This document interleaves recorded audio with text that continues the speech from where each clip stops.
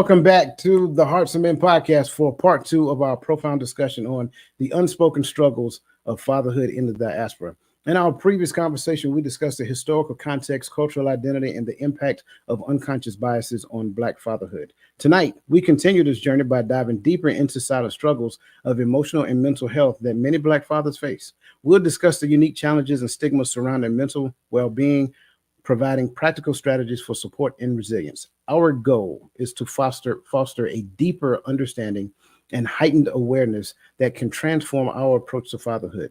Join us as we uncover more stories, share more insights, and continue to challenge and inspire each other on this path. Let's dive in and make this conversation another step toward awareness, empowerment, and lasting change. Um, as always, we look forward to everything that you guys have to say in the chat, every question that you have. So by all means, as you already know, fire away. Um, so the last time we had this conversation, we started off by looking at the differences between Mother's Day and Father's Day. But this week, I kind of want to start it differently. I want to ask you guys a question, and thank you, I appreciate that. I want to ask you guys a question, and I kind of want to get your feedback, your insights, so forth and so on. So I think we had a very good conversation last week. I want to get your opinion, your insight, and this also includes the people in the chat. Like, what is something from last week's conversation that resonates with you, whether you knew it prior to or not? I'm curious because I really want to get feedback about this particular topic. I think one thing that resonated with me was when we talked about, we kind of just tiptoed around and barely touched about the mental instability that a man could have because of the things that he has on his plate that he says nothing about, and how the damaging effects of dealing with it can, build up to the point that where he wants to end his own life, or, just give up.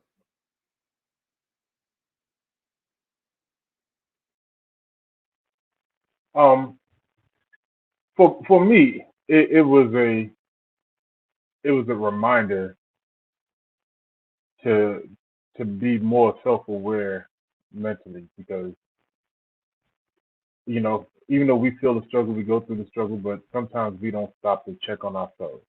Um, and that's one of the things, especially hearing the same perspective from all of my brothers, knowing that the struggle is universal to all of us brothers uh, that are fathers. So it's just something to be mindful of. Don't struggle in silence. Don't struggle alone. Check on yourself.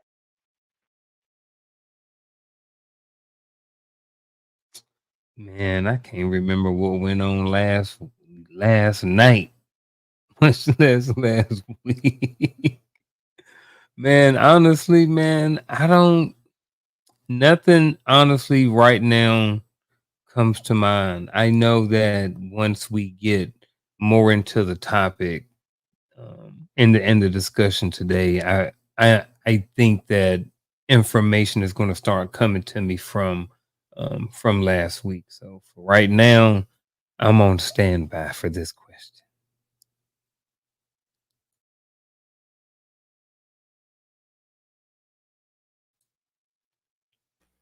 My bad.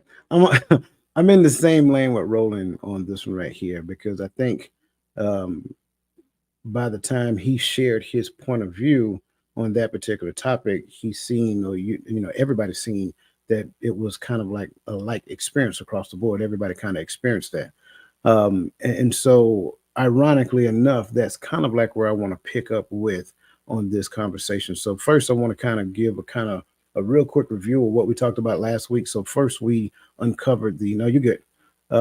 First, we talked about the no, go back up to the historical context, please. First, we uncovered the historical context and its impact on modern fatherhood.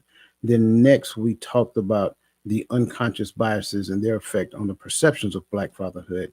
And then that took us to the silent struggles and the emotional and mental health.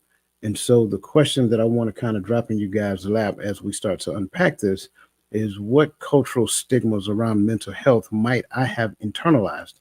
and how might these beliefs be affecting my willingness to seek help or support when needed? Now, as you look at this question, it could be back then when you felt the most pressure as a father, and some of the things that you reflected on, or even some of the conversations that you have with young fathers today.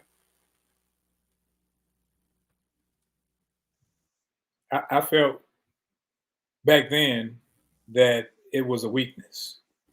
That if I were to go and receive some help that was much needed, and I knew I needed something, but the kind of help, like, man, black people don't do that.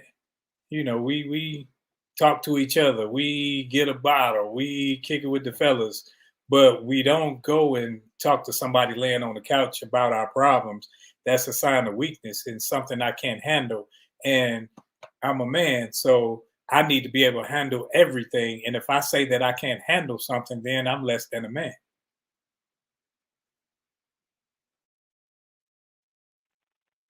Um, I I concur right there.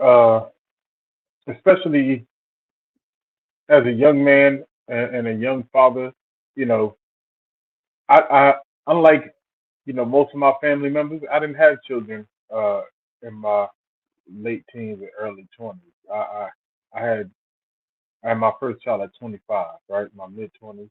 Um, until then, I was just living. I was just figuring out this military thing, figuring out you know how to do me, how to take care of me, how to grow as an individual, and then becoming a father, and now all these things that I heard growing up that Roland alluded to. You know, I had to just tough it out. I had to stick in there. I had to just deal with it. Don't don't cry about it. You're a man. Everybody goes through it. All this stuff, and then at the same time, y'all know me. I'm transparent. I don't really care about the messiness. And at the same time, I was being told I didn't have to. I need to stop trying to be involved in certain ways as a father because it was a it was the mother's job to know about the kids' health. It's the mother's job to care about the kids' education. It's the mother's job to do this. It's the mother's job. It's the mother's job. All I'm there for is to pay the bill and shut up. And it's like, well, that's not who I want to be as a father. And so all these things, I'm, I'm made to feel as if I'm less of a man to want to be a father, to want to be active, to want to know where my kids are, who's touching my kids, who's with my kids. And all I was supposed to do is just deal with it because every man goes through it. I think the with the cultural stigmas, we can look at our personal lives and then we can look at our military lives. Personally, we were kind of taught, as everybody has said, to be self-reliant, which means that we have to take care of ourselves. No one is coming to save us, right? Then in the military, it's kind of similar the same way. As you get rank, there's less people to talk to about your problems. You don't talk to your subordinates about your issues, but when you get promoted and you're an E6 or you're an E7, and it's only one or two other E7s or seniors around you, there's not as many people to talk about. And then there's still that stigma to be self-reliant, because I am the one that people count on. I'm the platoon sergeant, I'm the squad leader, I'm the section sergeant, whatever it may be. Even on your jobs as bosses and managers and stuff like that, for the civilians that may be listening or watching this show, it's the same thing. So when we become self-reliant, a lot of times it we don't really want to go and talk to nobody. We're like, you know what? Because we feel like we got it. We can handle it. I got this. This is how it's always been. Men need to be strong. I got to hold this stuff in. I don't need to talk to nobody about it. And then it really does affect your willingness to want to go and get some help. And then not only that, especially in the military, especially old school military, there was a stigma behind it that, if you go to mental health, it's going to be in your records and it may affect your promotion down the road. So All of those things can really have an effect on everything that we've been talking about so far. See, I like the fact that you went there, because that's exactly what I was thinking. I was thinking the comparison between being a black father and a husband and being a soldier in the army. Because for me, I had a security clearance. And so having a security clearance, there are certain things that when you disclose it, it's like a red flag. And so you deal with things the best you can. But at the end of the day, dealing with things the best you can, as a soldier in the army, kind of concerned about what the status of your job would be if you disclose too much of a thing. And then on this side, looking like Roland said, looking like you're weak, no male in your family you don't think can relate because, sure, they may have went through some things, but it has not necessarily been an open door for you to have those conversations with them. So whether they're your in-laws, your outlaws, whatever that look like, it doesn't really matter because at the end of the day, it is still a sign. You feel it's a sign of weakness. No one has ever modeled it, is what I'm getting at. So you have not seen men being vulnerable in the family structure, men talking about some of the concerns that they have as men, when dealing with family life, when dealing with keeping the lights on, foods on the table, things of that nature, dealing with some of the issues that take place within the household, dealing with some of the dynamics and what it looks like. And like I said before, I'm the only guy in my entire squadron of my MOS at my pay grade. So I am one of one. So when I go missing, then that becomes an issue, especially when you're working at S3 shop. And so when you start hearing things where, like, little Jimmy's daddy is here for lunch with him every day. I'm not little Jimmy. No, I'm my little Jimmy's daddy. So it's like, who do you have those conversations with? I can't have it with little Jimmy's daddy because he's there every day. You see what I'm saying? So little Jimmy daddy can't even relate to my situation. So it's like a lot of these things tend to bear, and then you start having these self-talks with yourself because you try to rationalize things out in your own head. It becomes taxing. And I like the fact somebody mentioned about your soldiers. Like it's kind of like, what was it, an old secret commercial? Never let them see you sweat. So when you put on that uniform, you try to be the best version of yourself when you get the word, because you don't want your soldiers to see like there's a chink in the armor. They shouldn't see signs of weaknesses and things of that nature. So all of this goes to bear, still showing up, still doing your job, still wanting to be the best version of yourself, giving your all to the people that you're in charge of, and then attempting to give your all, attempting to give your all for the people that you are responsible for when you make it home. So it is a heavy burden when it comes down to the stigma because it's a fallacy. It doesn't exist. It's something we made up within our own cultural dynamics simply because, we didn't really do, and I'm talking from a male side of the house, right? We didn't necessarily do a whole lot of hospital visits and things of that nature. You didn't see a whole lot of men going to the doctor or whatever, unless there was a significant issue. So when you start talking about these, you got physical health care and you got mental health care. Well, we never seen mental health care happening unless it happened in the church. And that's a whole nother conversation within itself. So any other points you guys want to add to that before we press forward? I'm laughing at me. Not the church. The church. Church. Go ahead and talk to Pastor. Pastor Johnson. So let me bring up that question. Bring up that question, please, because I think that's a great question. She asked, do you think that this is a problem in abuse? Is a problem in abuse in relationships? I believe she is asking, I'm a little confused here. Is abusive relationships? I'm thinking abusive relationships. And I think if that is the question, I would definitely say yes. But then I'm looking at another perspective of it as well, because when the thing that we don't understand, we abuse.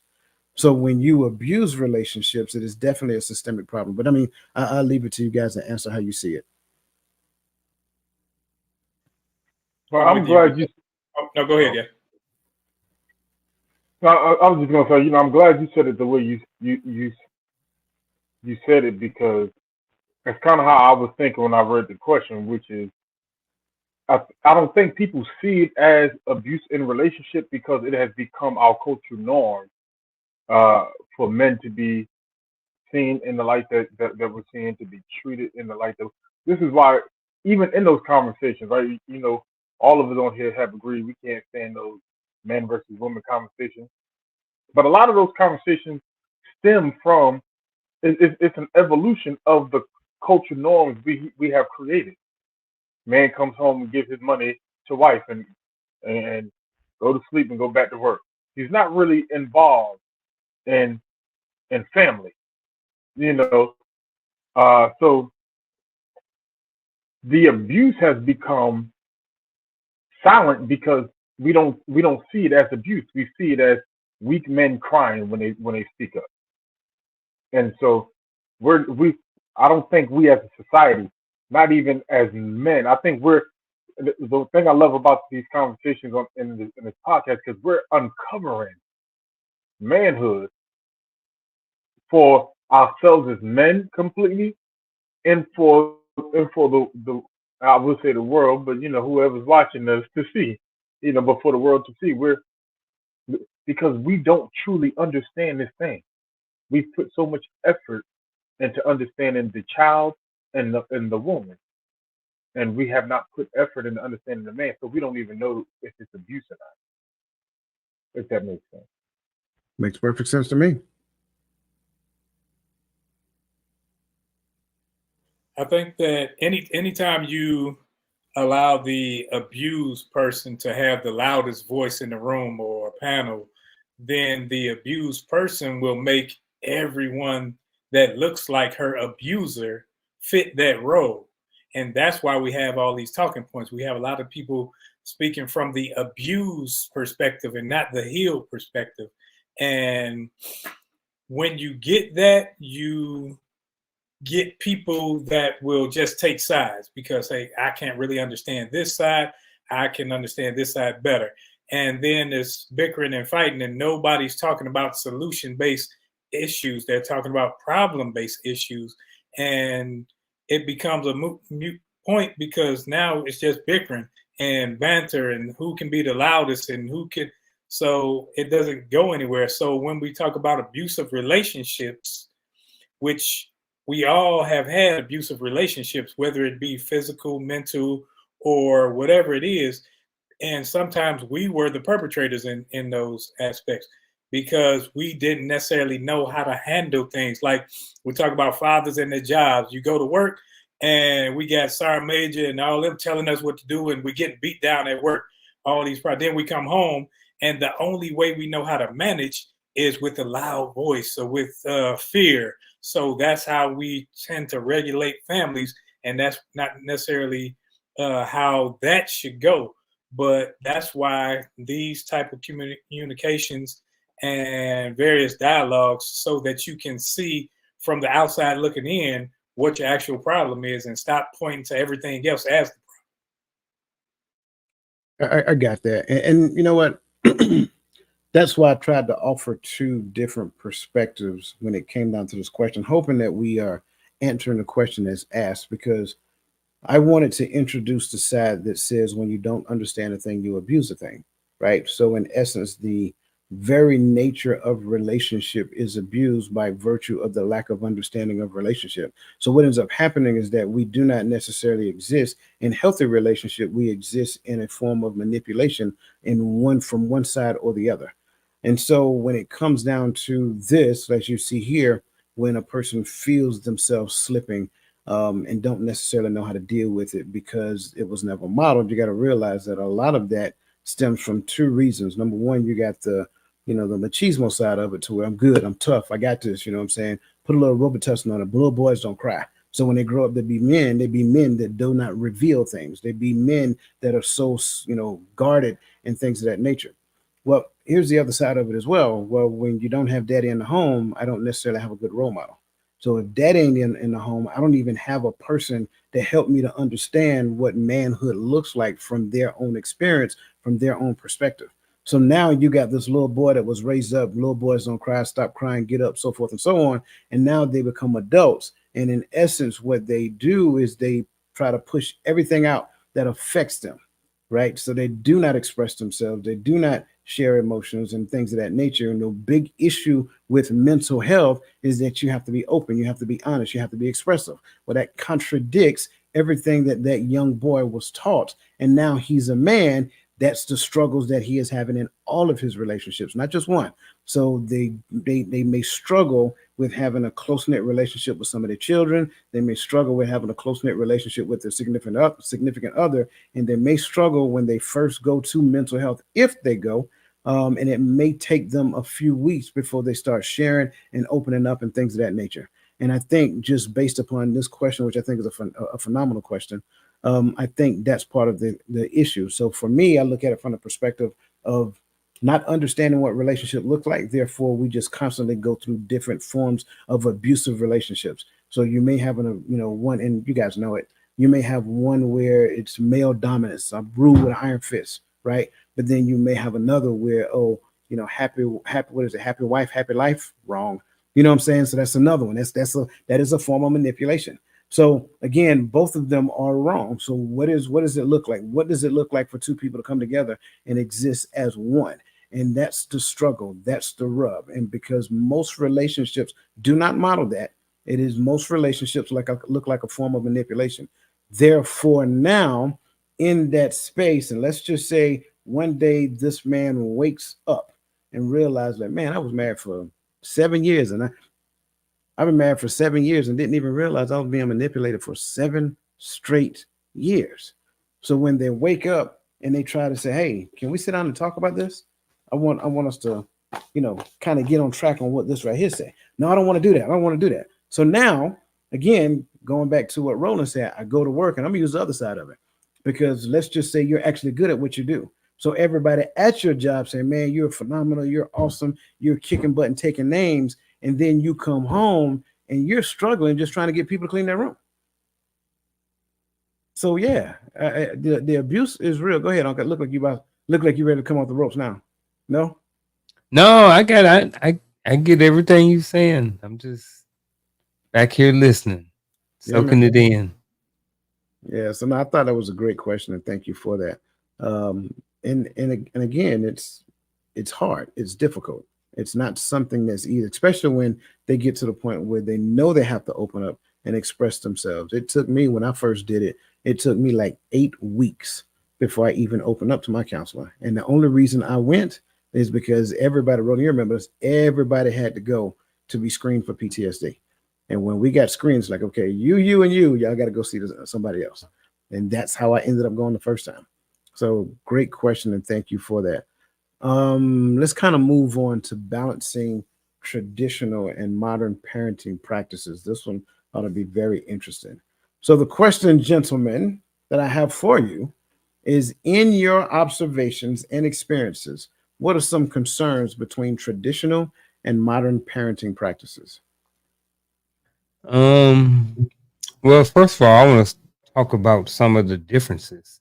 I think when we look at some of the traditional, we looked at more of a strict, more of an iron fist, more of a do what I say do type relationship between the parents and the children. And then when we look at some of the modern parenting practices, I think we're looking at more of time out, let's sit down, let's have a conversation. Your thoughts and your feelings are important, different things like that. So I want to kind of start with that. If you guys got anything that you guys want to add to it, please do before I continue, if you guys want to, if y'all got anything. Well, I want Dwayne to show the shirt. No, I'm just kidding. I like the shirt.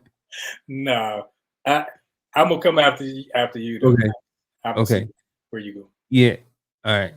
So I think some of the concern lines, especially when you have blended households, or you have where the parents and everybody's kind of connected and advice has been given on how to parent, right? So I'm a grandparent, so it's like if I'm telling my son, hey, look, this is how you should be doing things, rule with an iron fist, yada yada yada, and he like, well, hey, I want to to talk to Haley, and I want her to have her opinion. And so now he's kind of confused, and he's trying to figure out, okay, so do I rule with this iron fist, this traditional way of doing things, or do I take this modern approach? So I think sometimes it can cause confusion. We all have to, as parents, we all kind of go through that, when we start becoming parents and trying to figure out how to parent and stuff like that. But I think, just some of the concerns is just with any parent, is just trying to figure out the balance and trying to figure out what works for you. So that's my response.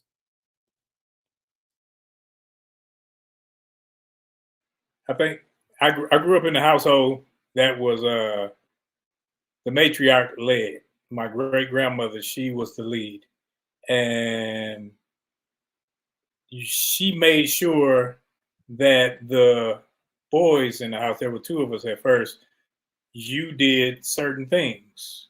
And this is my great grandmother, so she would tell the girls, the boys do the outside work. Y'all do the dishes. Y'all clean the house. Y'all do the clothes. But when I grew up having to know everything, so I knew when I got my own home. Now I'm in the military.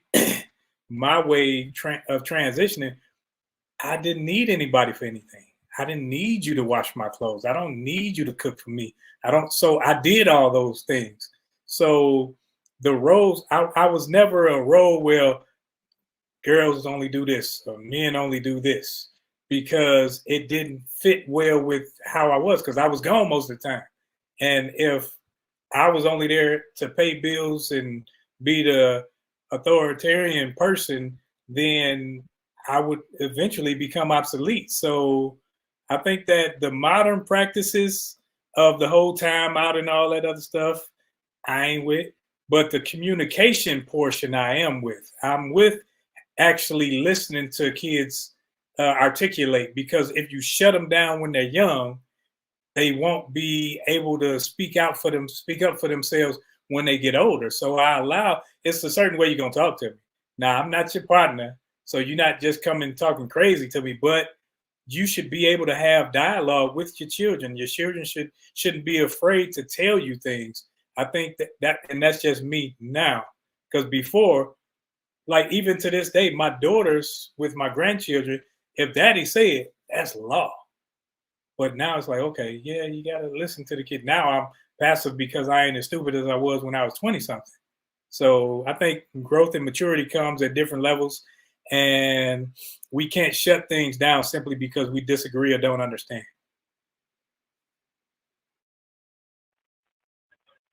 I would say, first I want to say, I think traditional is different for everyone, right? Because as much as I like to say, I grandfather myself into Generation X, but there's some things that y'all experienced that I didn't experience, right?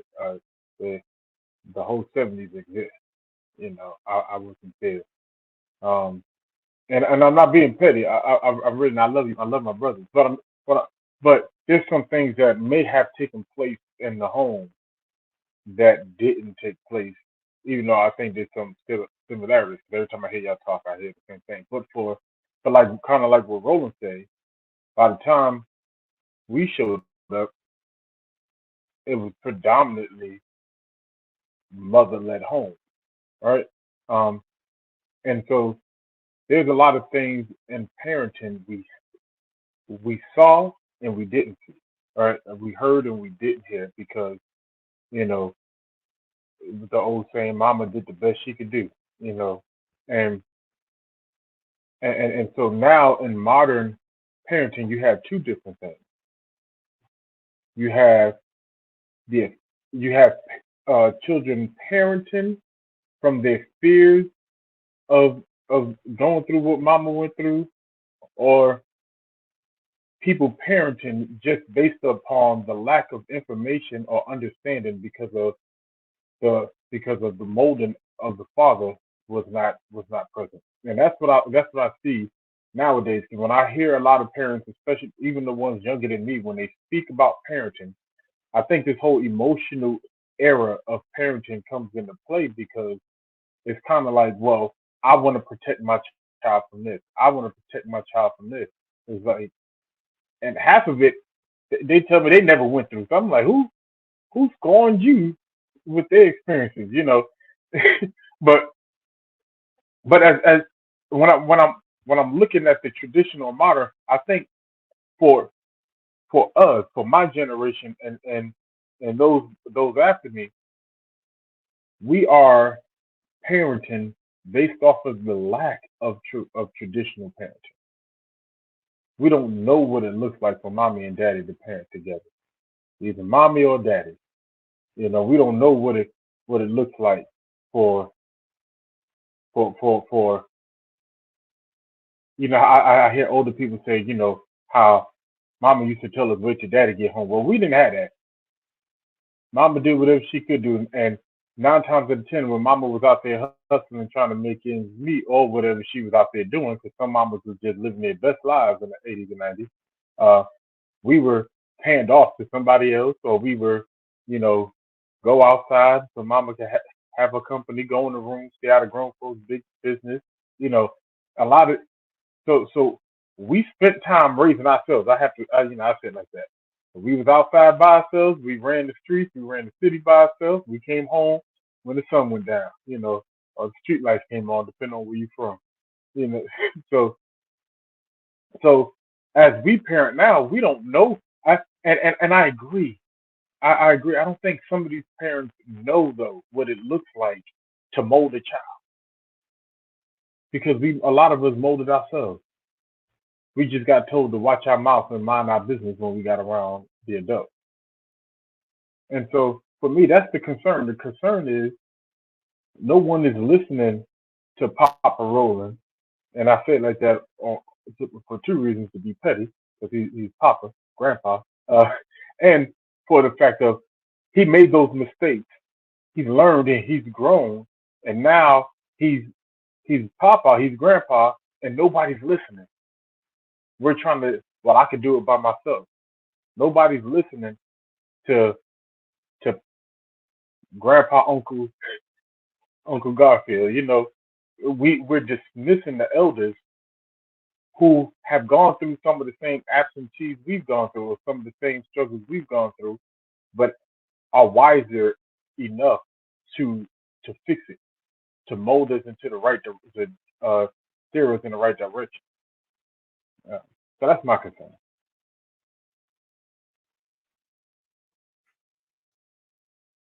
I like it. I like it all, because I can see as I'm listening to you guys, I'm seeing everything. I'm literally seeing everything that you say, and have seen it.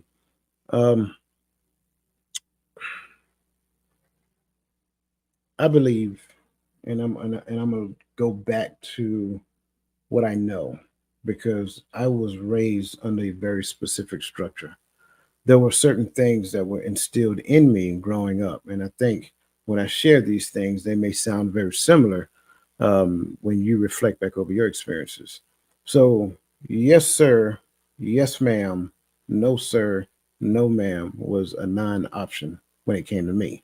If you address an adult, you address them as yes, sir, yes, ma'am, yes, sir, yes, yes, sir, yes, ma'am, no, sir, no, ma'am. That was without saying. Certain things, being in the presence of a group of adults, that wasn't a kid's place. When I was outside playing, that was great, but I had to be within the house by a particular time.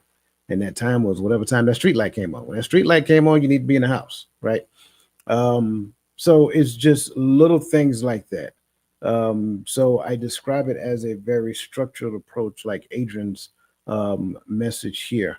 It was very structured. Now, I believe because that structure existed and some people didn't necessarily like it, what ended up happening is that they loosed the chain, they loosed all the chains of the structure. And so now you have kind of like an amoeba style of parenting. Um, and that amoeba style of parenting kind of lets that child do what they want to do. And as long as that child don't go too far, you kind of reel them back in. Okay. And so the structure isn't there. And I'm not speaking for everybody. It's just, again, observation. So the structure isn't there based upon what we understand.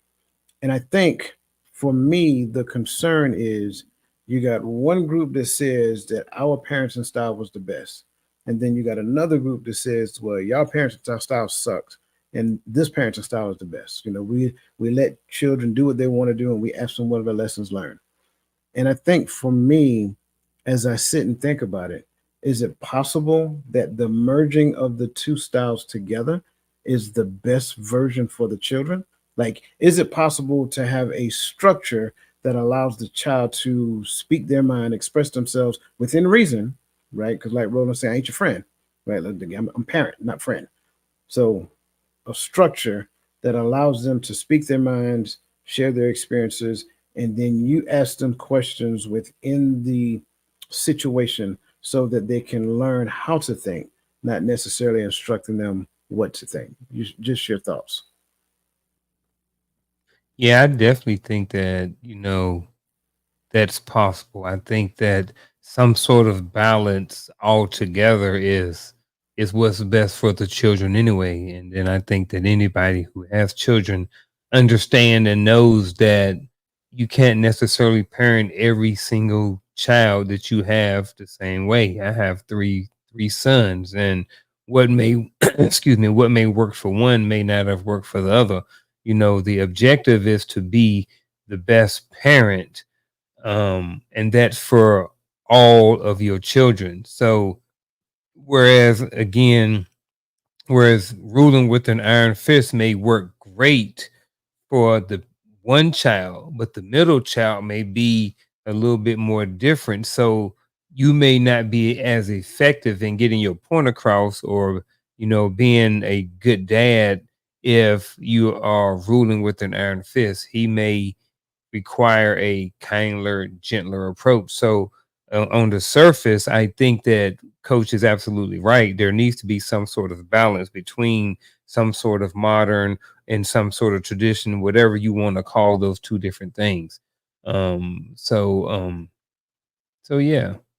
I did have another comment about the other stuff, but I'll get back to it. I'll go with the another concern I think is with the modern and the traditional is just the school system, right? So when you are raising kids and your kids have to go to school every day, the type of discipline that you can instill in your children at home is selective, because you know that the child has to go to school every day. So you may want to go out there and spank that child with a switch, but that those welts that's going to be on that kid's leg the next day is going to bring up red flags, and you may be getting a phone call from CPS. So something that simple, when it comes to the traditional of, kids getting whooping with switches and belts and stuff.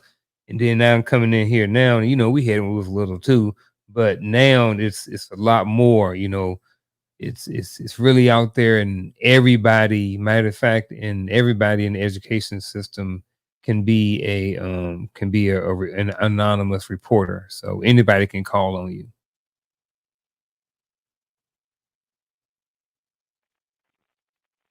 I would say two things.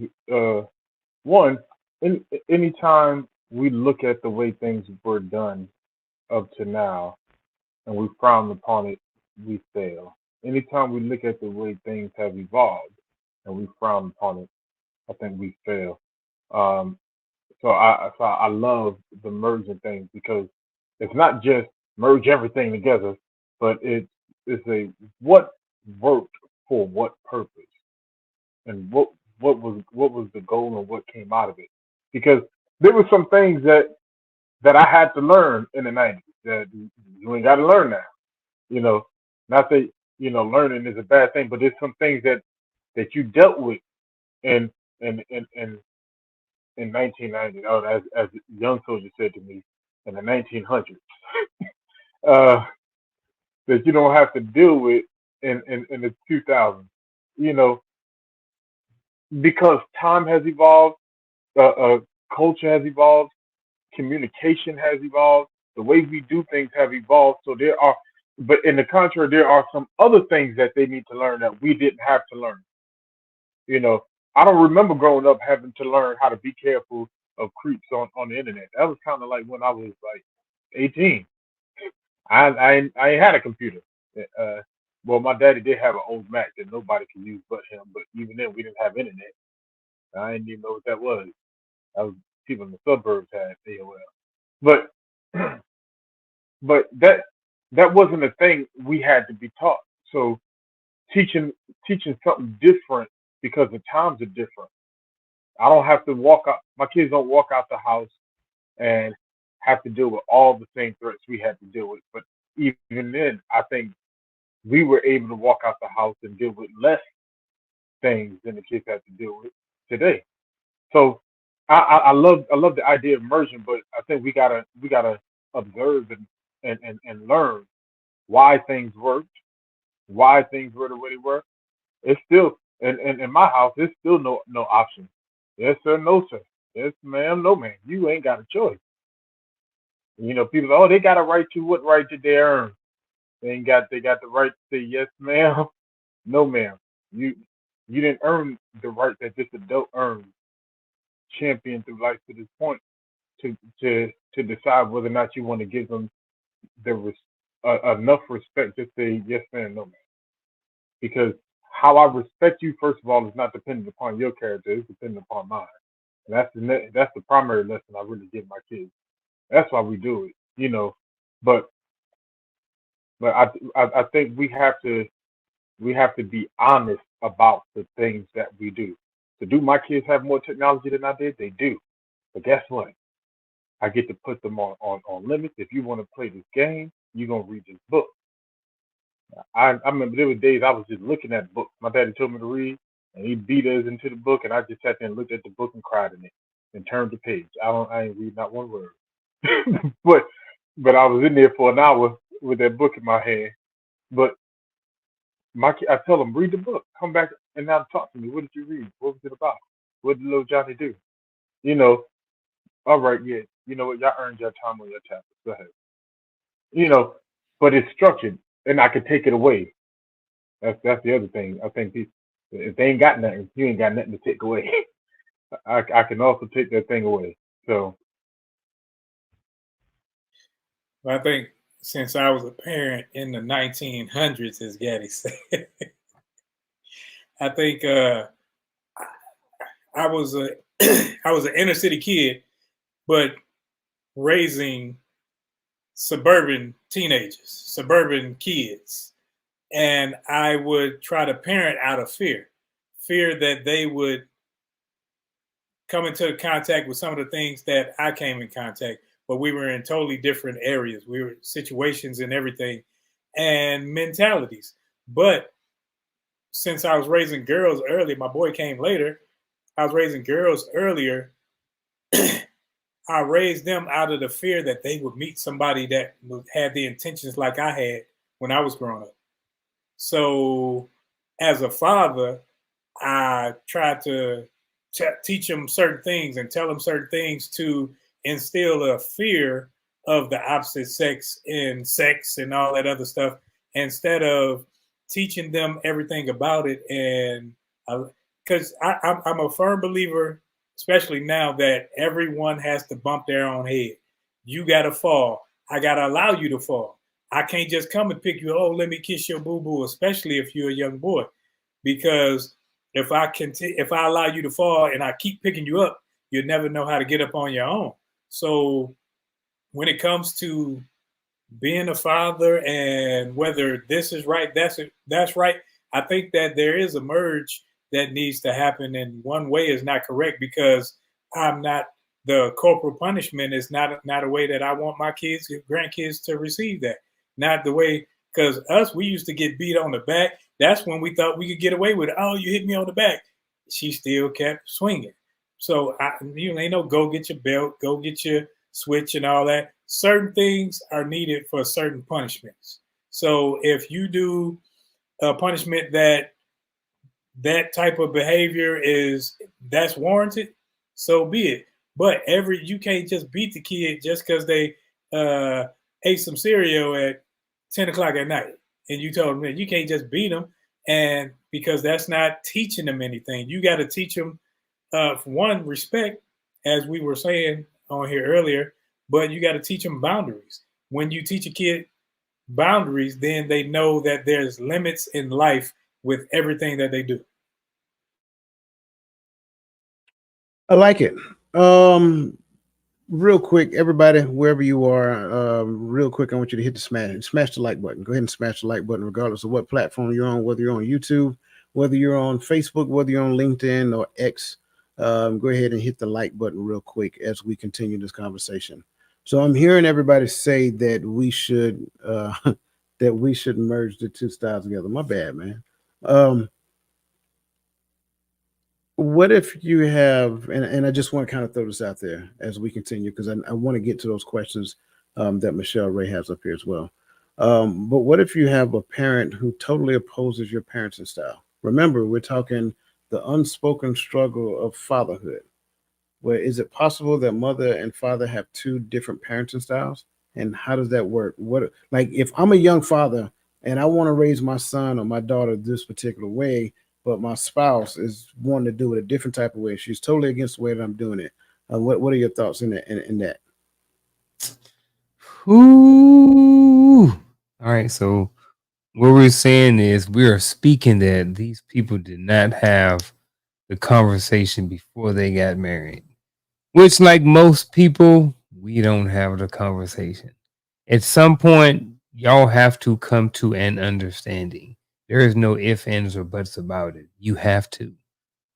However that looks like, whichever road, whichever path you decide to go through to get there, but y'all do have to come to an understanding. If you want to take the biblical approach where the man is the head of the household and he gets the vision from God and you guys fall up under that, and you guys look to the word and that's how you guys want to do it because that's what guides you, your set of principles, and that's how you do it. But at the end of the day, both people need to find some sort of level playing the ground where everybody is everybody don't necessarily have to agree, but they have to come to an understanding of exactly how things are going to be done at the end of the day. They have to. Or not. I think this is a conversation that young couples should have before becoming young parents.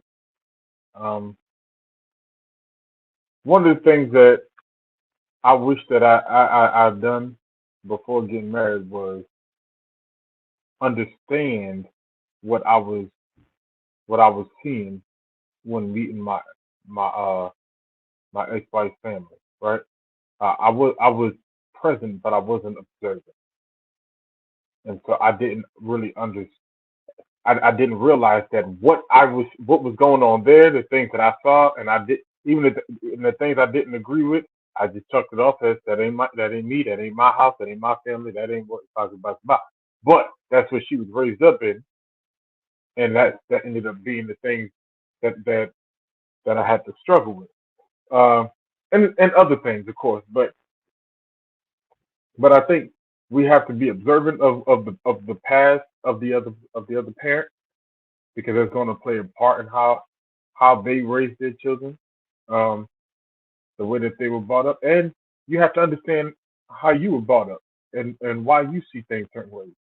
So that this way we can have an honest conversation, honest dialogue. We can fully explain and articulate what it is we want from our children. Because for me, I try to ask this question. I don't get it right 90% of the time, but we still learning. That's why I had more kids, so I can learn again. I keep trying.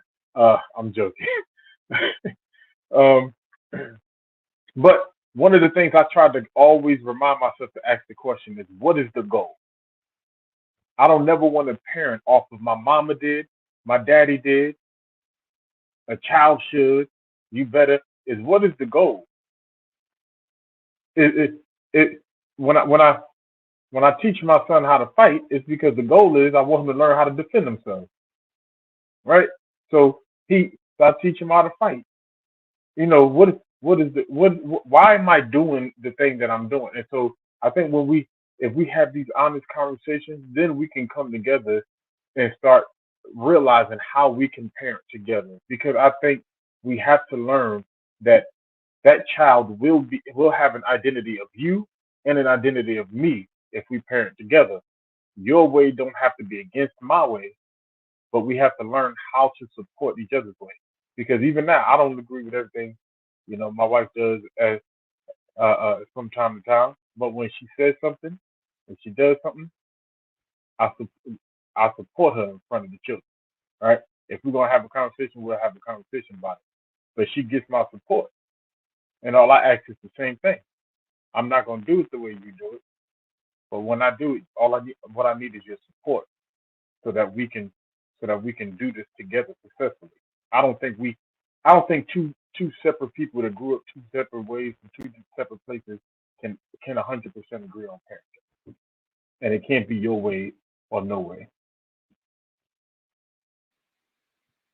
I think that what worked at your mama's house and what worked at my mama's house, okay, I'm throwing both of them out the window.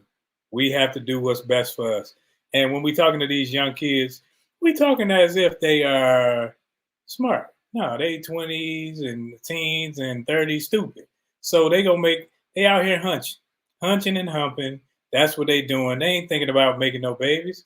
They don't think about the baby until, oh, she missed her cycle. So now I got a plan. I got to do this backwards planning thing. And then they learn on the job just like us. That's why they need mature people in their lives to help guide them. So as they come with the stupid questions, as they come with the stupid fighting issues and problems, now we can say, hey, we can bring it down to where they can say, okay, man, I was dumb when I said that, when I thought that, because I thought I was supposed to just bang my fist on the table and she was supposed to do what I said and my food's supposed to be on the table and the kid's supposed to act all right. That's not how life happens. Life does not happen like that. Your kid's gonna do some ignorant stuff. Your wife gonna do some things that you don't like. Your husband, your spouse, whomever it is, you two are coming together, learning one another, and it's a process. And it doesn't happen over 5 days, a year, 2 years. It happens over time, because sometimes you don't like that person, but you should always love that person. You should always respect that person. You don't have to like their decisions. Like Gaddy said, if she comes in there and the kids say, well, mama said this. Exactly. Well, do what your mama told you. Then after you can say, hey, what was this about? You can talk to them, but all that arguing in front of them, I don't tell my kids, like, women, they my kids too. They not just my kids when it's time to buy school shoes. But so that's my take on that. Hey, I don't know. I don't know. I'm with Uncle on this one. We got to have the conversation early before we even get into the relationship. I need to understand what I'm getting into. Once we already got into a relationship and consummate, it's too late. And I got what you're saying. How we did it at my mama house and how we did it at their mama house, it goes out the door. But what do you think we learned it from? So I got to bring something from there. She got to bring something from there. And what we're doing is we're merging learnings as it pertains to raising the child. But at the end of the day, I believe that part of the decision metric, the decision metric is how you view raising children.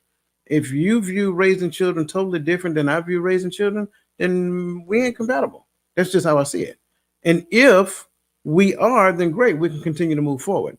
And I think for me, it's not about perfection, because I think sometimes we believe that it has to be done a particular type of way. It's like, what are we striving for? What is the end goal? What is the so forth and so on, right? So when it comes down to it, you may do a thing a particular type of way. The way that you do it, I'm not necessarily married to, as long as the outcome is the same. If the outcome is the same, that's all I'm really concerned with. So I think a lot of times, and I'm saying that for a particular reason, because sometimes what ends up happening is that a person may be asking about your way of doing a thing, and you think just by them asking, you're assuming that they're trying to tell you that the way you're doing it is wrong.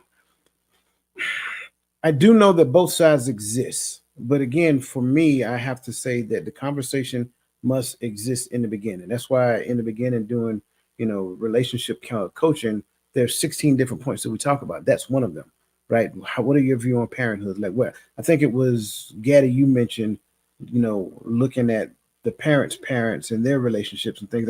That's a good indicator. It is a good indicator. Hey, I'm being transparent. It is a good indicator on where they learn their lessons from, right? Because if you go and look at a thing and every person in their family, every female in their family is single, not telling you to run, however, just telling you to be observant, right?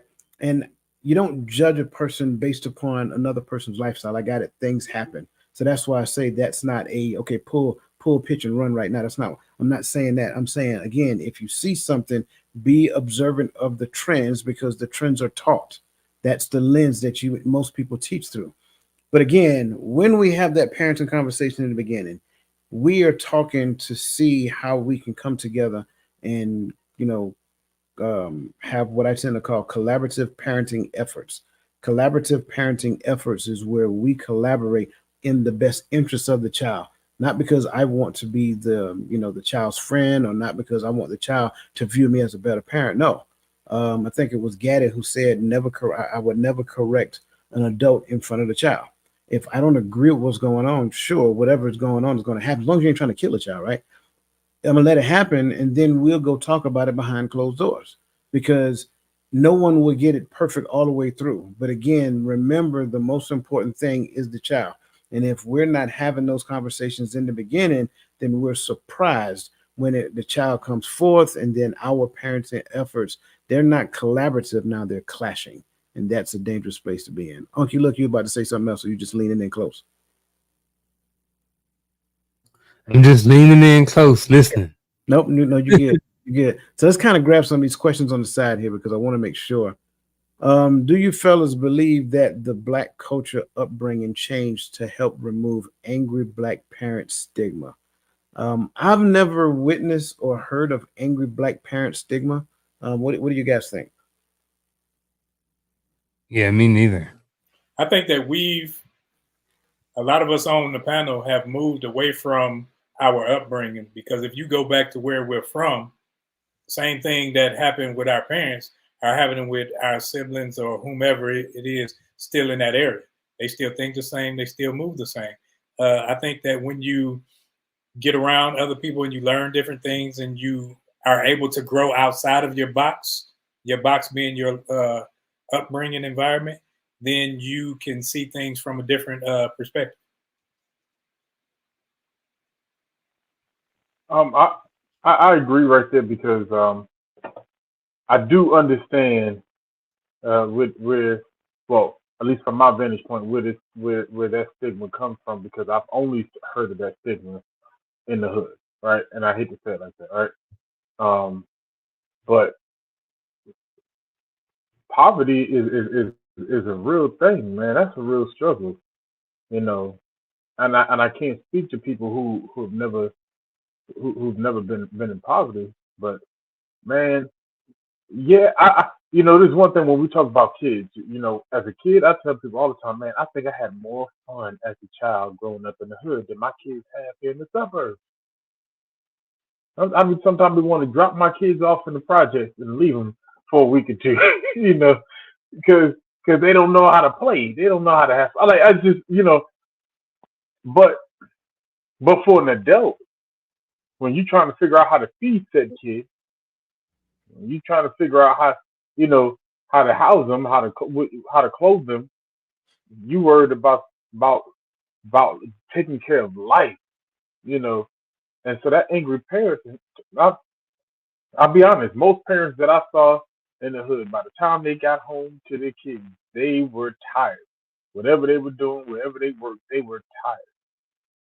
And tired and beat down. And especially growing up in New York, because wherever you worked at, you had to travel another hour or two on the bus or train to get back home, just to have your kids not do none of what you asked them to do. You know what I'm saying? So like that angry parent, and I understand it. So for me, I'm looking at culturally. I think what has changed for a lot of us is that we no longer live in that environment. I see like Roland said, my sister still parents the same way. the angry parenting, but she's still in the same condition. And I think when we can help the conditions, help the and help the culture, then I think a lot of that stuff will fade. So yes or no? What do you got? No. Yeah, I no. mean, I'm not trying to be funny. It's a yes or no question. So what you got? Yes or no? Roland said no. Uh, no, Okay. Uncle, what you got? no. I don't I'm not familiar with the angry black parent stigma. Yeah. My parent my dad worked, my mom for the most didn't work. So that's kind of how we grew up, old school, traditional Pentecostal apostolic church. Episcopalian, hold my mule. Okay. Next question. Oh, my mule.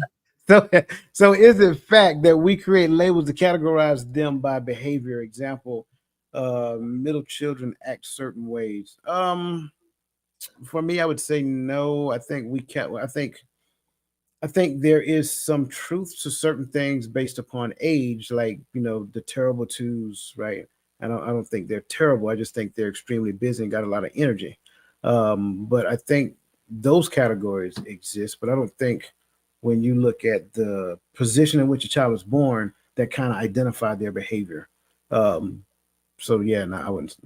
I would, because I got a bunch of them. And because my oldest, Which my one is in the middle?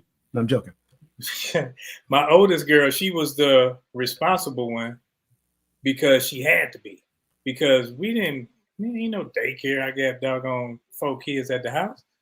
But then now the middle girl, she wasn't the oldest, but she wasn't the baby girl. So there was some times where she may have desired more attention and sought out more attention because the oldest is responsible. Hey, listen to your big sister. The youngest is the baby girl. She getting away with all the mess, and she's in the middle, kind of figuring her way out. But I think that those behaviors come for some sort of neglect that we perform or lack.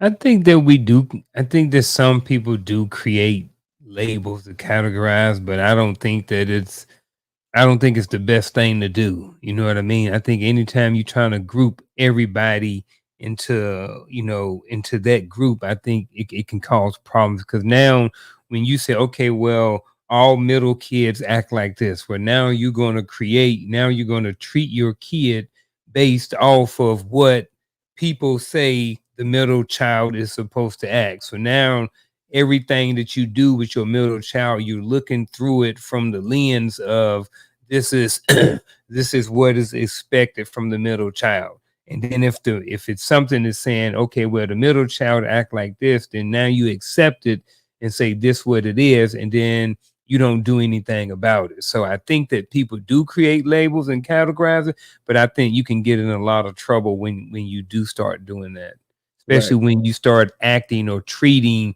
people based off of that said behavior that children are supposed to act like. Right. And that's kind of like my point. Even going back to the whole angry black parent thing. Who is coming up with these labels and how many people are they using to gather the information to create these labels? We got to be careful of the stuff that we adopt because the stuff that we adopt and take it as the truth can cause, we just kind of carry it from person to person and things of that nature. So is it any such thing as an angry black parent, or is that person just dealing with, like using Adrian's definition here, um, is it just them dealing with the level of trauma in their parenting at the same time? So I think that's a lot of what happens. That doesn't make them an angry black parent. That makes them a person who have not resonated with their past experiences. Oh, by the way, they just happen to be a parent. So I'm not that one that adopts everything that people say. Like I'm that person these days. I fact checked everything. Just because this new terminology comes out, I'm not accepting it. And that's just kind of like my point. So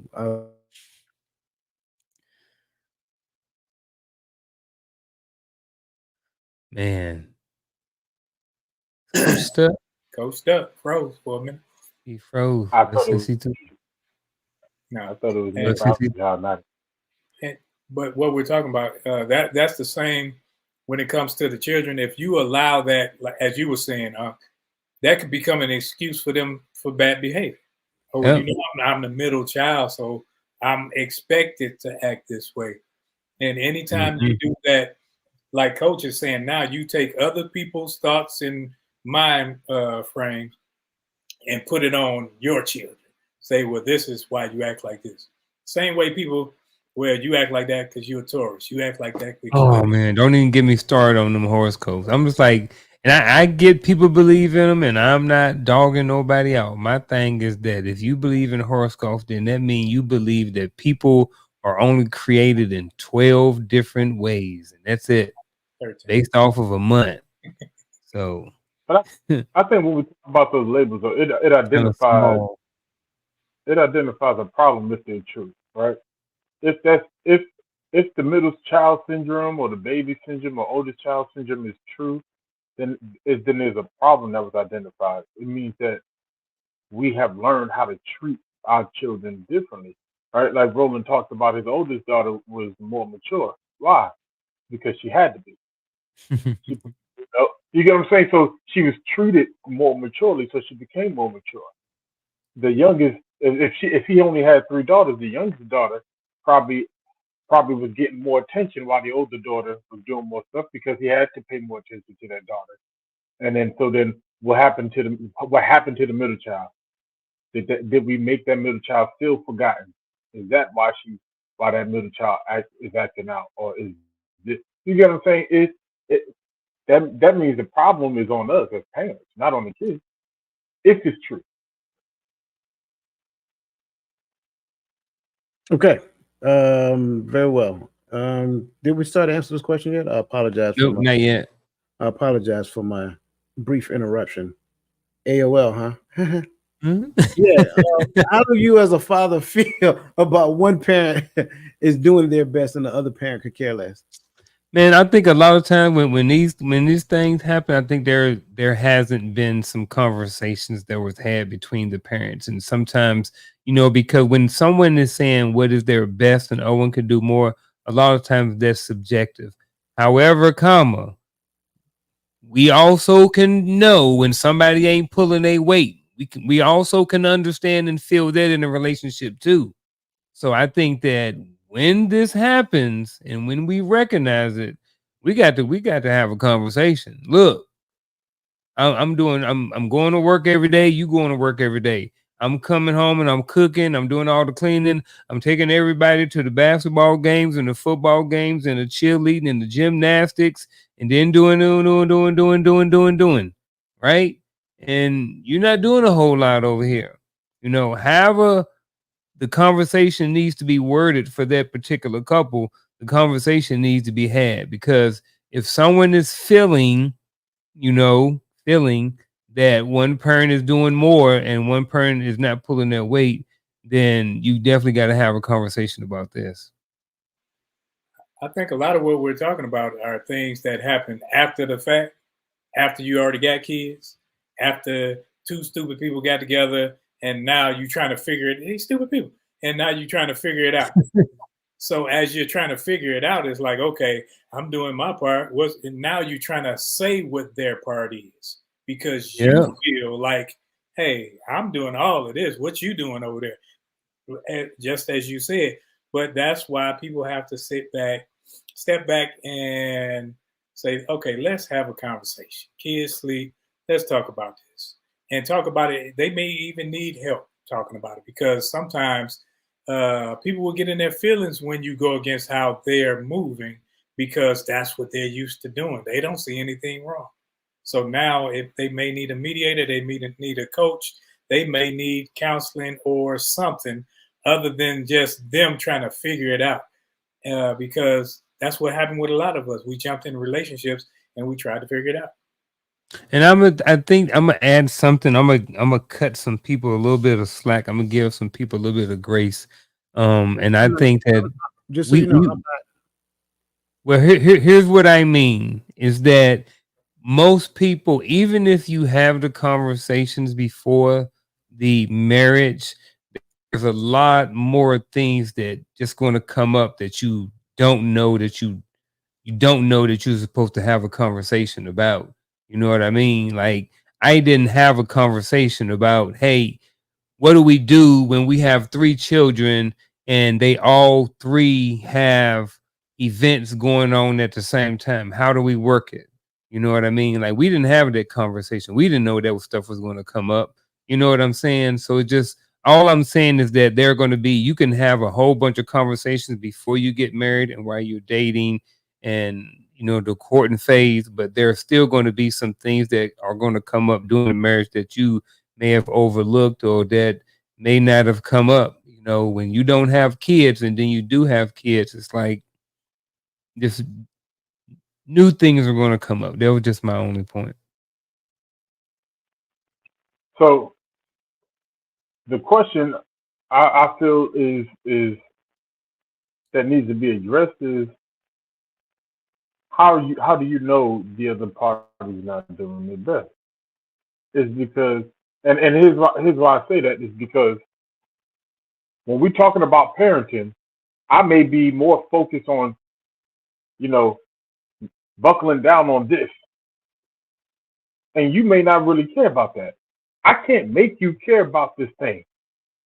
That's something that I don't want my kids to do, or I want the kids to do. It's not that important to you.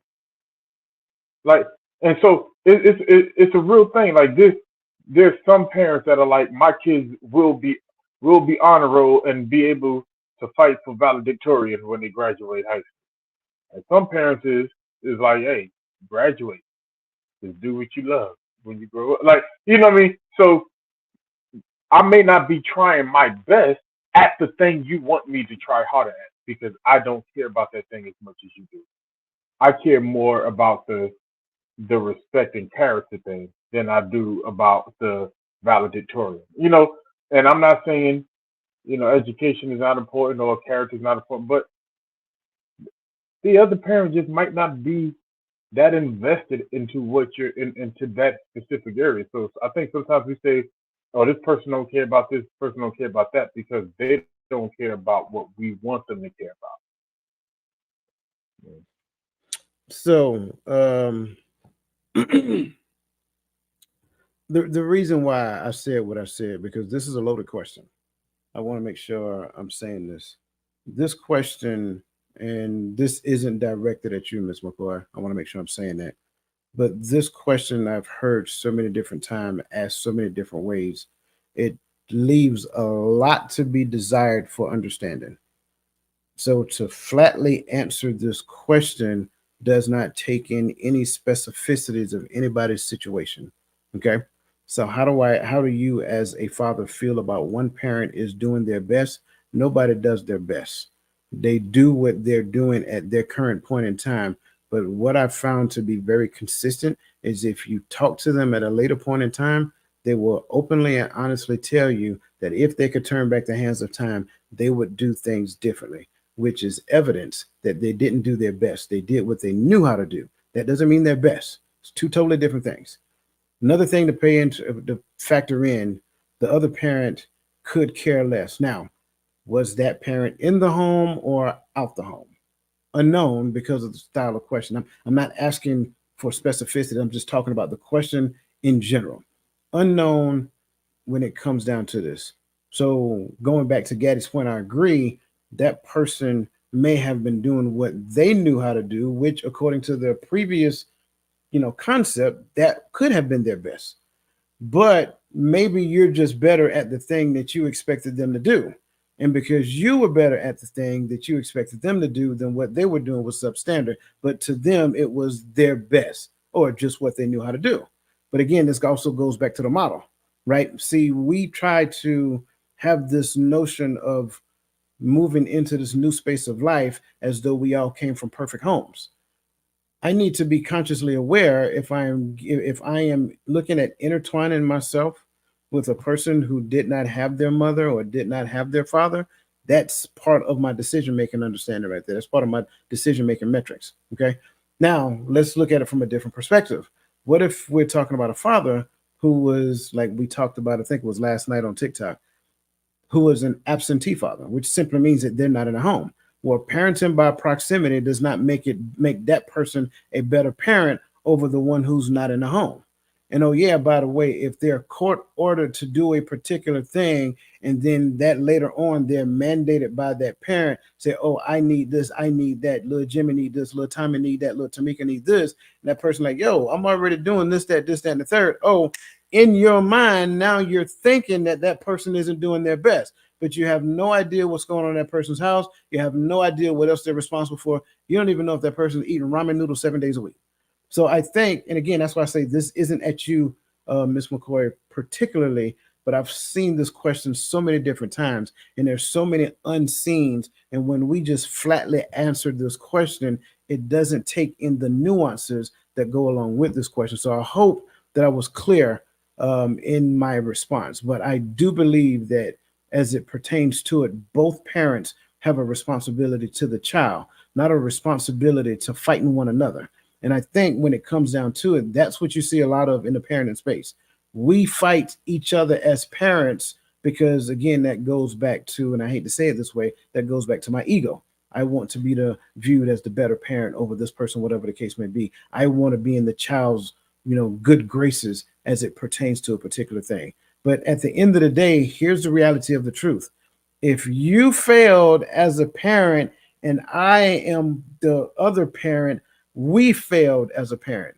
That's the answer. Will always be the answer. There is no separation when it comes down to parenting because the child came from both parents. If one parent is not doing their job, if I'm the custodial parent, I have a responsibility to do more, not for the child, right? For me doing, I have a responsibility to reach out to the other parent and say, hey, can we do more collaboration when it pertains to this child? And I think for me, and I think this is a spot for me. I don't see a lot of that. That's my concern. I don't see a lot of that because egos are still in the middle of parenting. And as long as egos are still in the middle of parenting, sure, you get the good parent award from the child at this moment in time. But what happens when that child get older and that child starts to thinking about some of these things? And now that child wants to ask a parent a question. So they go to the absentee parent and ask that parent a question. And then they start revealing some things that we did not know growing up as children. That's why I'm very skeptical with this question because it paints something that may not necessarily be there. Got it. Look like you was about to. Nope. Okay. Good. You know what? Let's just bring up the next question. We doing that tonight. This is where we at. So, what are some questions? Exactly. I told you I trash a whole show for questions, man. But that was a good question. I appreciate that. What are some questions? What questions should two people have before marriage and start having kids? Before they get married, before they start having kids, what are some of the questions that they should ask one another? Please. I'm going to start off with the first one. Is how are we going to manage our finances? Right there. Because if we own two separate sheets of music, it's going to be hard. How much money we make is an important conversation. How much debt we have is an important conversation. Can we manage the household on one income while the wife is pregnant? Can we manage the household on finances if something terribly goes wrong and we have to support the child medically or something happens to you? Having these conversations as kids. I'm not saying that they're all expensive. A lot of people will say that, but I will say that, man, the time that goes into raising children is vast. So, and things cost money, everything. So I'm just going to start with just that one because we're looking at the time. I think that one question I would probably, and this is me now, I'm old, but if I had this mind then, one question that I would ask, are we going into a marriage or a partnership? Because to me, there's a difference. So I would ask that question because I can get a new partner. If you ain't doing right, I get a new one. I fire you, I get another one. But then if I'm considering it a marriage and it's by the book, not me standing in front of a bunch of people and saying I did this before, yada, yada, yada. But me saying this is a marriage, we have become one. Now, if I'm saying I'm doing that and you're saying you're doing that, now when it gets rough, I ain't getting another partner. I'm not getting another you. I'm stuck with you and we got to work this thing out. So that's what I would ask.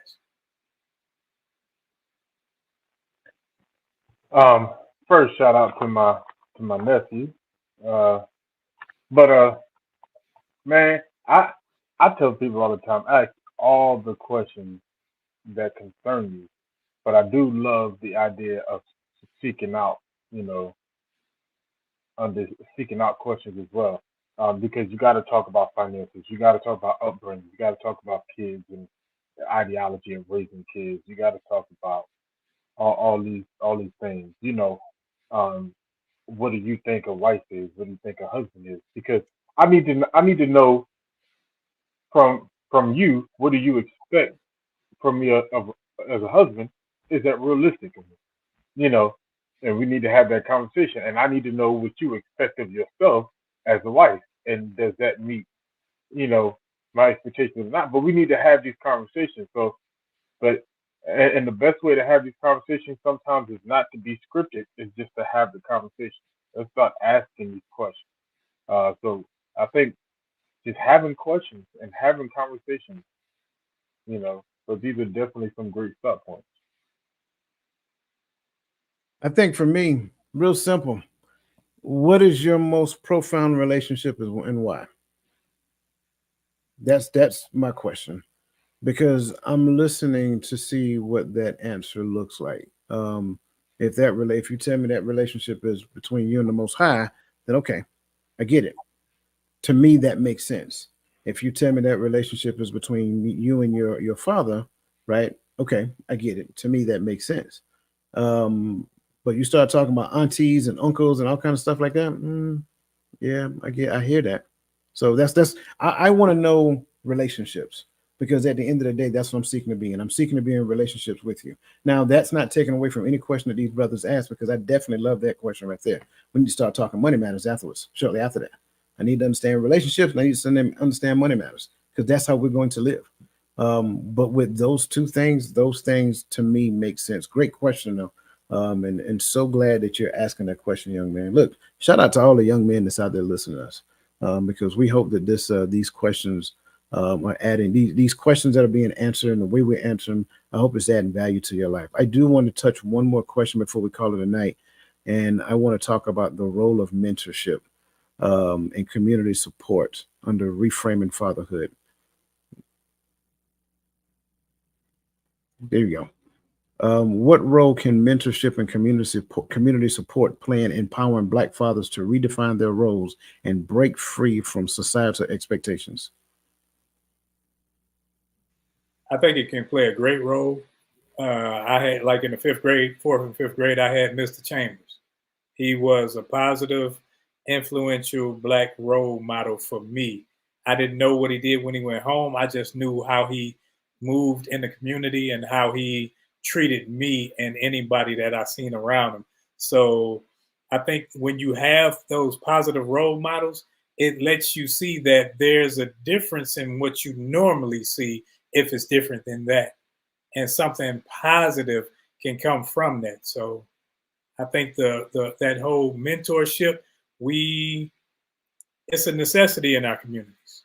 Whether you in the suburbs or the inner city, there should be a form of mentorship. We should all strive to mentor youth, whether it be male, female, because the females have to know what a husband looks like. The young men have to know what a husband should look like. So when you are teaching that and if the thing looks the same, then I think it works to make a better overall product of children. I think the reality of it is that everybody is not going to necessarily be a mentor, and everybody is not going to be involved in the community. At least that's what I've been seeing in my 48 years of life. However, if it's not a mentorship, I think a level or a step right up under that would be being an example, being the right example, being a positive example. So even if, at 48 years old, I don't have anybody that really wants to be up under me, to be up under my mentor, my mentorship, then at least I can be an example. At least when I'm out in Walmart or I'm at you know Old Country Buffet, I remember that place, or Western Sizzling. If I'm out in public, that at least I'm presenting myself as to as a father. You know what I mean? Am I present at the football games? I may not be a mentor. My son's playing football, and there's a bunch of coaches and mentors and people out there that he looks up to on the football field. But what I can do is I can be present. I can be at the game. I can cheer. I can take pictures, different things like that. So, like I said, everybody is not going to get to be a mentor. So I just want to bring it to, in my opinion, back one level, and everybody can be an example.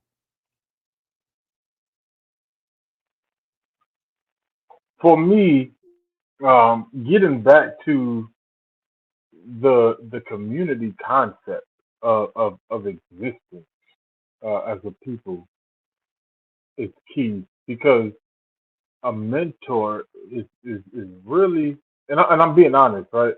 A mentor really becomes meaningless to a non-community society when we don't really care for each other, hang on each other, stuff like that. Like, and I'm looking, and I'm saying this because I'm looking at the young generation and how they respond to advice from anybody older than. And for the most part, the ones I see and the ones I talk to, and I'm looking even in the ones I see at work every day on a daily basis, they they they disdain the idea of an elder teaching them. You know, they'll tell an E4 tell a Psalm first class that they have already figured out the blueprint to make sergeant and eventually Psalm first class. And it's like, ain't this Psalm first class there? Ain't you on trying to get there? So having, that reject. I think that comes from the idea, or not from the idea, but from the lack of community. And so I think when we get back to community, then mentorship starts playing a part. Then I think also, as well as community, not only mentorship plays a part, but watching how we raise our kids. And that's one thing I noticed, when the parents my mother were really close with, when they got really close together and they clicked as a group, they raised their kids certain ways. I mean, I agreed with everything they did, but that's the thing about community. It's not that I care about what other people do. It's not that I care about the expectation, but we are helping each other. We are sharpening each other, as well as having mentors. So for me, it all starts at community with this one. Yeah, I'm going to go there as well. I love the community concept, the community support. Mentorship looks different. I think that's one of the things we need to understand. Mentorship can simply be, I think Stephen Kyle said it, good to see you, brother, and welcome to the show as always. Mentorship can simply be, an individual that a child see at school, whether it's a principal, whether it's a teacher. It can be somebody in the neighborhood that's always helping out as much as they possibly can after they get off work. Mentorship takes on different shapes and formats. You heard us talk about previously that a lot of men didn't have role models growing up. They have fathers, but their fathers could have been absentee, whatever that looks like. So that means other men in their life had to be like role models, things of that nature. And there's nothing wrong with that. It's nothing wrong with having an uncle. I don't know if you guys remember, I talked about the uncle brigade for me.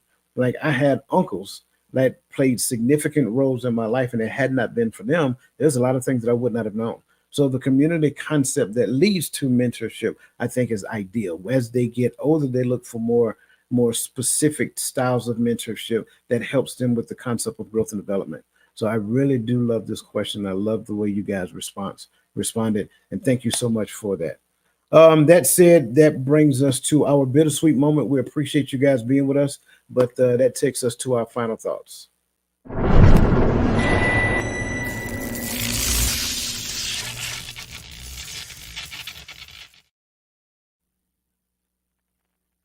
Man, this is a great part too. I would close out saying we have championed through so much in this diaspora, right? And we have overcome so much. For us to get to a place to where we minimize one parent over the other, or to where we give up because the struggle got hard doing it. So my thing for us is that we gotta get back to sticking together, right? Men and women, community, mothers and daughters and fathers and sons, we have to get back to loving each other, trusting each other, and let's keep pushing forward. There's so much more for us to come. Uh, y'all got great things in store. That's all I got. Men, because this is about fatherhood, men have work-life balance issues, social, societal pressures and issues, loneliness, mental health, all these things weighing on them.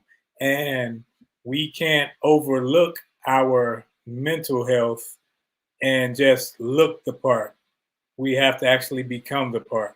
And as we learn more and do better, that's where we can see ourselves grow. But it's a process, and this process is not an easy one. So we can't just look at it and say, okay, well, I'm going to do this and everything's going to be perfect. No, because tomorrow something else will happen. And they always told it, we want to be in charge. And they said, heavy is the head that wears the crown. And men don't really look to shift the blame and find, well, it's her fault, it's their fault. No, we take what is and we accept it, and we find ways to make it better. Because when we find ways to make it better, it's better overall for the family nucleus, not just for me, not just so I can have less pressure on me. Because if we are leading our families and our communities, that means that a lot of that blame for everything will fall on us. So I'm not looking to shift it to anybody else. I'm looking to make my community, my family, and my household better.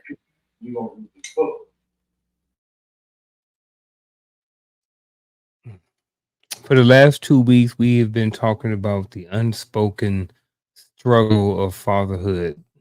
I think one thing that people really don't understand sometimes, if you haven't been a father, is sometimes how hard it is. I've raised 3 sons. My youngest is 19 and my oldest is 29. And all the emotions that you can have, you go through as a father. The reality of it is, because we don't know what we don't know, we don't always go and have a conversation with someone while we're going through the struggle for whatever reason. And this can be very challenging, and it can sometimes have long term effects, and it can sometimes cost me and fathers relationships with our children sometimes because we just don't know certain things. So the struggle for a father is very real. If you are married, you know, you always have to contend with that thought in your mind that if something happens, there's a big chance that I may not have the relationship that I want with my child or my children, because the state or the court system may end up more than likely give my child to my future ex-wife. So I think that a lot of people don't really understand what men go through, and the struggle is real. Um, and it's a lot more real and a lot more struggle during certain phases of being a father. And I just wanted to say that, you know, any dad that's out there, please make sure that you are doing your due diligence and go out there and make sure that you spend some time, excuse me, taking care of yourself, working on your mental health and your physical health so that you can be a better father to your children. Man, that was so good. I love that. I think fatherhood is important.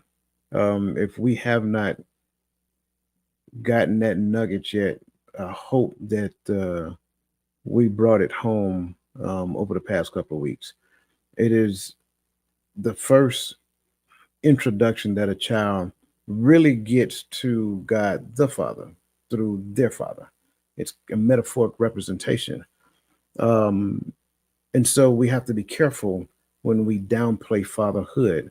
Now, I'm not trying to compare the human flesh to God the Father. What I'm saying is a metaphoric representation. So when we devalue anything that exists under the title of fatherhood, then ideally at the subconscious level, that really doesn't mean a whole lot to a person when they hear it.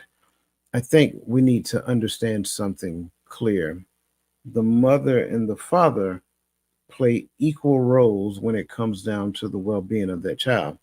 It's not one being grandfathered over the other. They play equal roles when it comes down to the upbringing of that child. One is giving the instructions, but they play equal roles. And I think that's important to understand. If we fail to realize that, then we will conflate how I felt about our failed relationship and superimpose that on the upbringing of that child. Never put the child in between your relationship. If the relationship didn't work, I'm sorry. But at the end of the day, what is the most important thing? The well being of that child, the upbringing of that child. Fathers, again, hear me and hear me well. Your mental health is important. I'm going to say it again. Your mental health is important. If you need to talk to somebody, talk to somebody. Do not take that for granted. Do not try to be Iron Man. Do not try to be Superman. I don't care what anybody calls you, right? If this is not intact, you're not well for anybody. So make sure that you do the necessary work on yourself so that you can be mentally, so that you can be psychologically and emotionally stable so that you can teach and train that child up in the way that they should go. It's important for us to understand that we should not be at odds, mothers and fathers. Again, we are not the enemy. The father is not the enemy of the mother is not the enemy of the father. However, we have a joint entity that is our enemy that we can't even see because we're too busy attacking one another. It has to stop. It has to stop. If you cannot see the results of that, all you got to do is come up from behind the rock and pay close attention. You're seeing 3 generations later what happens when we pit each other against one another. We must come together for the well being, for the sake of those children, for the well being of our community, and for a better future. And that's where I'm going to end with my final thoughts there. Listen, I greatly appreciate you guys participating in this conversation. Greatly appreciate all the value that you guys greatly appreciate all the value that you guys added. Again, smash the like button before we get up out of here. Tomorrow morning, 10:30, we will be airing Reframing the Image of Relationships, where we're going to be talking about limiting beliefs in relationships. So you guys got to show up. All y'all got to come. I'm trying to tell you, show up and let's fill this up, because I'm telling you, that's just as important on the heels of this conversation here. It's strategically intentional, right? That's right, you get it. So that being said, listen, you guys have a fantastic rest of your evening. Get some rest. We'll see you guys bright 10:30 in the morning for Reframing the Image of Relationship. Remember, Tuesday's Coach's Corner with me and that handsome fella right there. Okay. And then next Friday, 8 p.m. Eastern Standard Time, Hearts of Men. We're going to be talking about distractions. So you don't want to miss nothing here coming up in the near future. I'm trying to tell you. So that being said, have a fantastic evening. Enjoy your evening. See you in the morning. Listen, let the best version of yourself be a blessing to somebody else.